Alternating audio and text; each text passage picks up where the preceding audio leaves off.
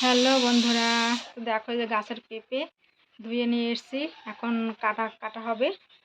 আর দেখো কত সুন্দর লাগে গাছের পেঁপে, কত সুন্দর। তো তোমরা কে কে পেঁপে খেতে ভালোবাসো চলে আসো, এখন কাটাকাটি হবে। তো চলো আগে কাটে নিই। ফাইনালি আমার পেঁপেগুলো কাটা কাটা হয়ে গেছে, দেখো কত সুন্দর লাগছে। আর আমি কিন্তু কাটতে কাটতে এক পিস খেয়ে নিয়েছি।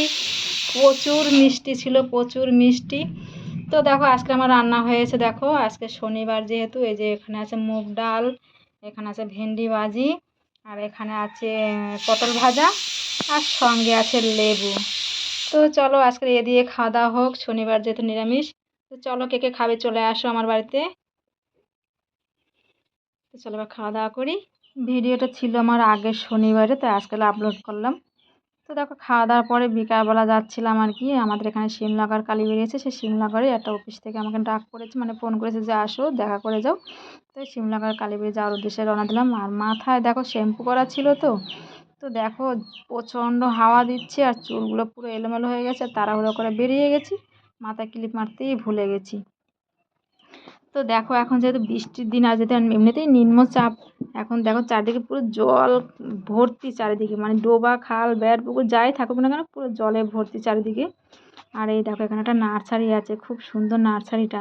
নার্সারিতে খুব সুন্দর সুন্দর ফুল গাছগুলো দেখো, একদম আমি একটু স্লো মোশনে দেখালাম, দেখো কত ফুল গাছ, কি ভালো লাগে।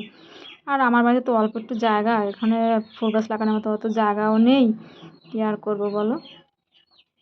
তো আর যেহেতু এখন বৃষ্টির দিন, তো চারিদিকে নতুন জল পেয়ে আর বৃষ্টির জল পেয়ে যত ঘাস পাতা আছে, যত রকমের বন জংলি গাছ আছে, সবই একদম পুরো ভর্তি হয়ে যায়, সবুজ সবুজ সবুজ হয়ে যায়।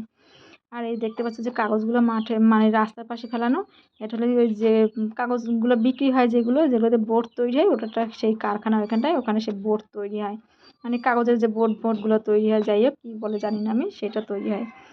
আর দেখো এখানে শিমলাগার কালীবাড়ি বলা হয়, এই যে সেই শিমলাগার কালীবাড়ি, এই যে মন্দিরটা দেখতে পাচ্ছ, খুব নামকরা মা, এখানে খুব জাগ্রত মা।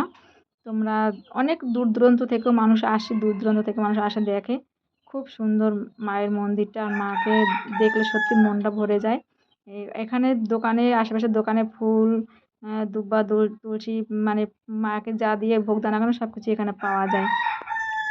আর দেখো মাঠের মধ্যে দেখো কত সবুজ আর সবুজ, যেহেতু ধান লাগানো হয়ে গেছে, দেখো সবুজ আর সবুজ কি ভালো লাগে। আর চারিদিকের আকাশটা দেখো কত সুন্দর।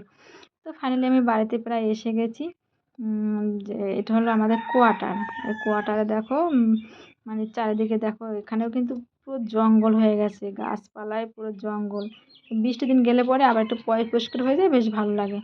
এই হলো গিয়ে আমাদের কোয়ার্টারটা, দেখো এই যে কোয়ার্টারে বাড়ি ঘর অনেক। আর এখানে দেখে যে মাঠ রাস্তাটা, এই দেখো কত জল হয়ে গেছে, দেখো বৃষ্টির জন্য খুব জল হয়ে গেছে। তো তোমরা ভিডিওটা কে কোত্থেকে দেখছো অবশ্যই কমেন্ট করে জানিয়ে, যদি ভালো লাগে থাকে অবশ্যই লাইক কমেন্ট শেয়ার করে দিও। তোমার সবাই ভালো থেকো, টাটা।